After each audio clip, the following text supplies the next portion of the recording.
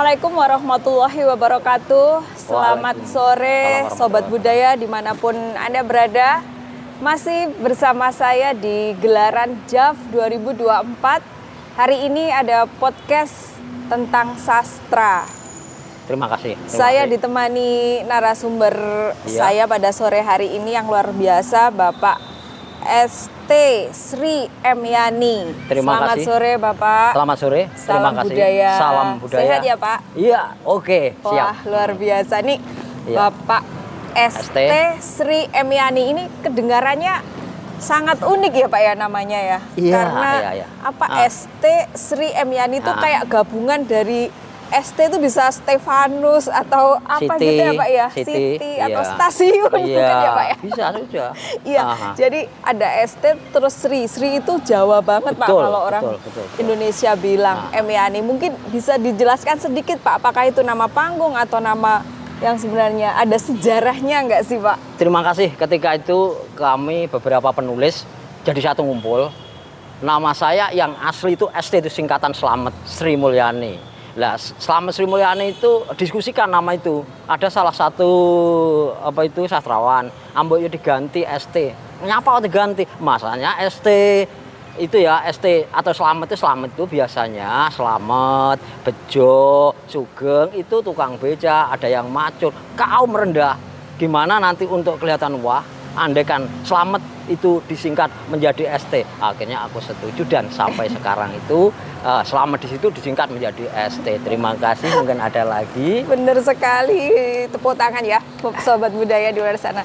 Jadi ini memang sedikit unik, tetapi bukan berarti menghilangkan kecintaan pada bahasa Jawa ya Pak ya. Karena ST itu sebenarnya singkatan dari Slamet. Orang bisa saja ya mengartikan siapa, tapi jenengan punya kecintaan terhadap bahasa Jawa.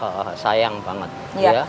Kalau boleh tahu tentang karir Pak Yani sendiri, mungkin bisa diceritakan sejak kapan menulis? Karena selain menulis juga mengajar ya Pak ya? Iya. Terima kasih. Saya di samping menulis juga mengajar di SMP Negeri 1 Panggul Trenggalek di pedesaan. Ketika itu saya untuk SMA-nya karena di desa itu tidak ada. Saya SMA 1, saya di SMA Negeri 1 Kediri. Di situ saya merasa minder.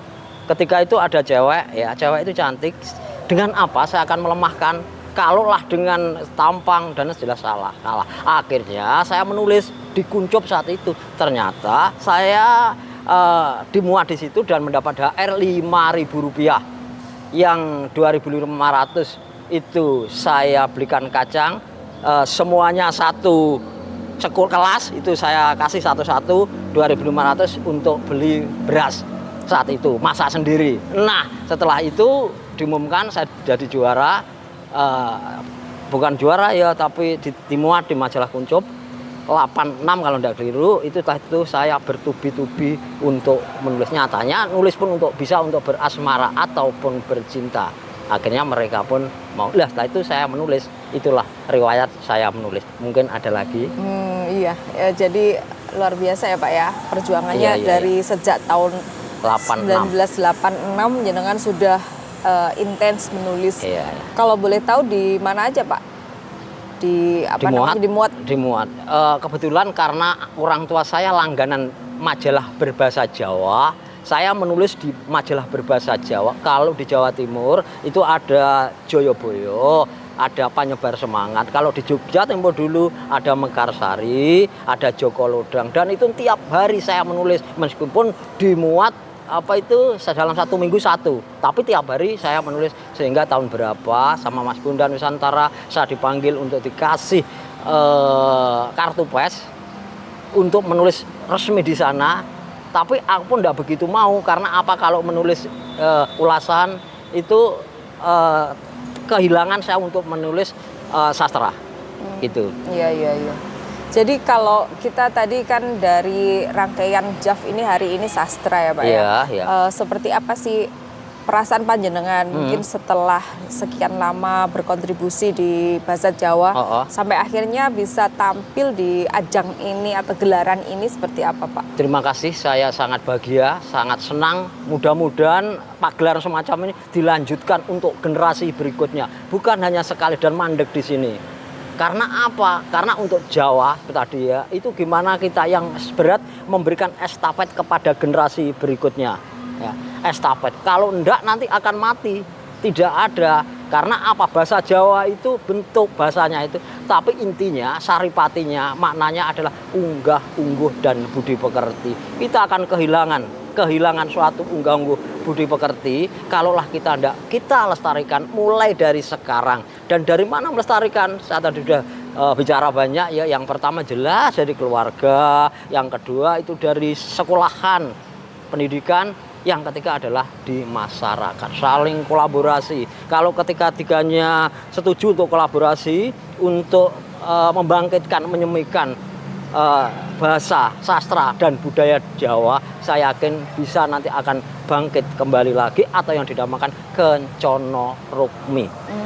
Wow, ternyata falsafah Jawa itu luar biasa ya Pak ya. Artinya banyak sekali makna di dalam dari setiap bahasa ataupun kalau sekarang quote ya, kalau di peribahasa Jawa seperti itu yang sebenarnya masih relate dan relevan juga kalau diterapkan untuk kehidupan sekarang gitu ya Pak ya. Apakah itu yang mendasari Pak Yani sendiri untuk mencintai bahasa Jawa Pak? Betul, terima kasih. Karena saya prihatin, saya ngeri ya. Kalaulah kebudayaan yang indah, yang pertama adalah bentuknya edi, luhung, indah, mempesona. Apalagi maknanya sangat kental. Dari bentuk yang indah, dari bahasa yang indah, dan punya makna yang luar biasa kental. Kalaulah hilang, kita apa ndak eman. Sementara yang betul-betul luar biasa, yang betul-betul ngerawit hanya ada di museum, sementara di kehidupan sudah tidak ada. Mungkin ada yang lain. Iya. Jadi ternyata memang itu harus dilestarikan ya Pak ya, butuh usaha juga untuk seperti mencari orang-orang seperti jenengan yang masih mau berjuang untuk melestarikan bahasa ini, nggak hanya di tataran bahasa tetapi juga sampai filosofisnya seperti itu. Nah, kalau terkait dengan sastra hari ini Pak, kan kita juga bicara tentang manuskrip, tentang bahasa aksara Jawa seperti itu yang mungkin anak sekarang sudah kesusahan untuk mempelajari. Tanggapan Anda seperti apa Pak?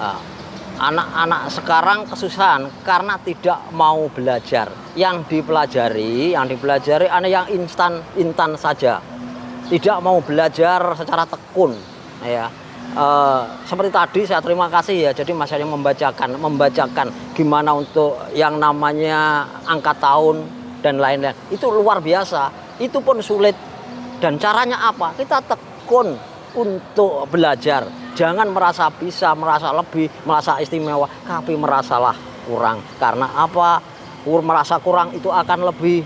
Ya, kalau merasa lebih akan tidak bisa tambah kembali ya. Kalau kita merasa kurang akan ketambahan ilmu, akhirnya akan lebih. Tapi kalau merasa lebih akan stagnan, tidak ada apa-apanya dan tidak akan tambah.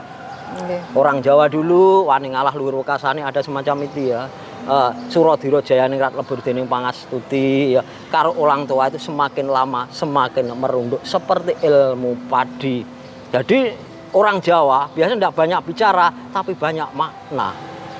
Lain sekarang, kadang-kadang bicaranya banyak tapi tong kosong nyaring bunyinya, air beriak tanda tak dalam. Orang-orang dulu biasanya kalau sudah tua itu merunduk, tenang, meneng. Karena apa? Lek ngomong akeh, wedi lek salah, takut lupa kalau keliru dan salah. Terima kasih mungkin. Tetapi untuk sampai di sana itu kan tidak mudah Pak. Apalagi anak sekarang yang mungkin kiblatnya sudah barat. Betul. Jadi kiblatnya sudah bukan lagi tanah Jawa seperti itu ya. Nah, apa sih langkah konkret Pak Yani sebagai sastrawan Jawa dan juga seorang guru? Terima kasih. Untuk anak-anak sekarang kiblatnya bukan hanya barat, kalau timur Arab ya. Terbukti gini ya, di sekolahan pun karo tempo dulu ini.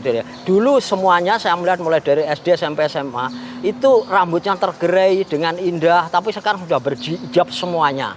Dan hijab itu untuk bukan hanya kalau orang tua enggak apa-apa, mungkin untuk menutup wan ya. Tapi anak sekarang kan rambut itu kan mahkota.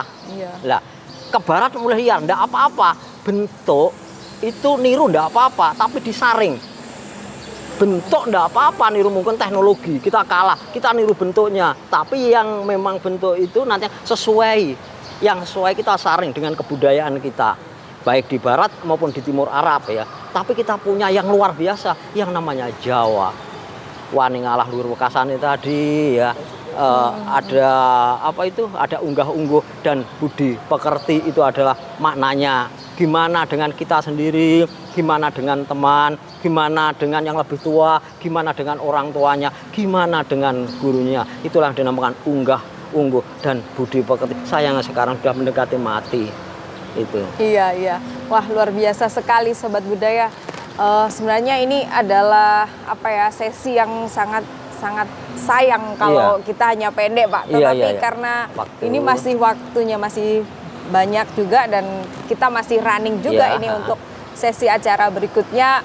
Mungkin nanti akan kita sambung lagi ya Bapak ya untuk talk show atau perbincangan yang lebih menarik bersama narasumber-narasumber. Sebentar lagi ya, sebentar aja 1 detik ya untuk ungkapan atau generasi berikutnya harapan. Jangan lupa untuk tetap melestarikan tradisi, sastra, bahasa dan budaya. Kalau bukan kita, siapa? Terima kasih. Terima kasih. Baiklah Sobat Budaya dimanapun Anda berada, saya rasa ini sudah cukup mewakili dari rangkaian JAV untuk sastra. Jangan lupa tombol subscribe-nya, ikuti terus podcast DKJT. Salam budaya. Salam.